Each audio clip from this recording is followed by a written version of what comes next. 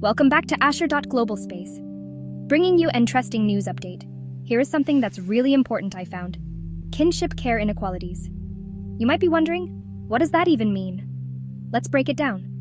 Imagine you're a grandparent, an aunt, an uncle, stepping up to care for a child in your family because their parents can't. Sounds like a noble thing to do, right? But here's the catch.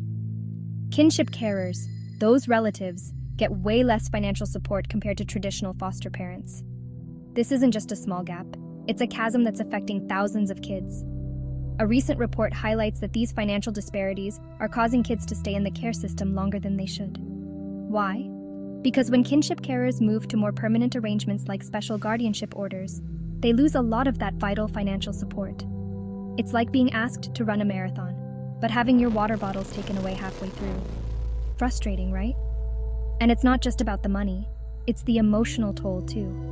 Many kinship carers feel pressured by children's services to make these transitions, even when it means losing support.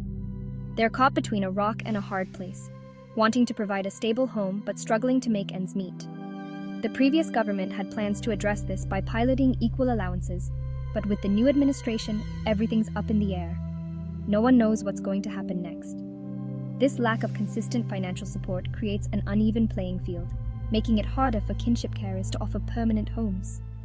This disparity is forcing kids to remain in the care system longer, denying them the stability and love they need. It's heartbreaking to think that financial inequalities are preventing children from finding their forever homes. But there's more. An analysis in New York shows similar issues, huge disparities in placing foster kids with relatives. Some counties are doing great, others not so much. Staff shortages, high turnover rates, and systemic biases are just a few of the hurdles. And again, financial incentives play a big part. Licensed kinship caregivers get more support compared to those relying on public assistance.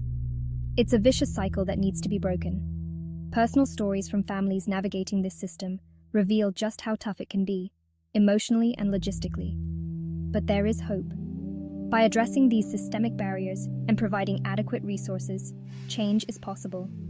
The United Kingdom and places like it can create a more equitable child welfare system that prioritizes the well-being of children and their families. Now, let's zoom out a bit. This isn't just a local issue. A study on pension inequality shows that lifetime pension payments are significantly unequal between men and women, driven by differences in life expectancy and pre-retirement income. Those with higher socioeconomic status receive more pension benefits due to longer life expectancies, widening the gap. The pattern is clear. Systemic inequalities touch every aspect of life, from childhood through retirement. So what can we do? Promoting policies that support work-life balance, ensure equal pay for equal work, provide access to quality education and healthcare. These are steps toward a fairer system. Addressing these issues is crucial to ensure that everyone, especially our kids, can thrive in a supportive and loving environment. Let's push for change, speak up, and support policies that make a real difference. Every child deserves a stable and loving home, and it's on us to make that happen.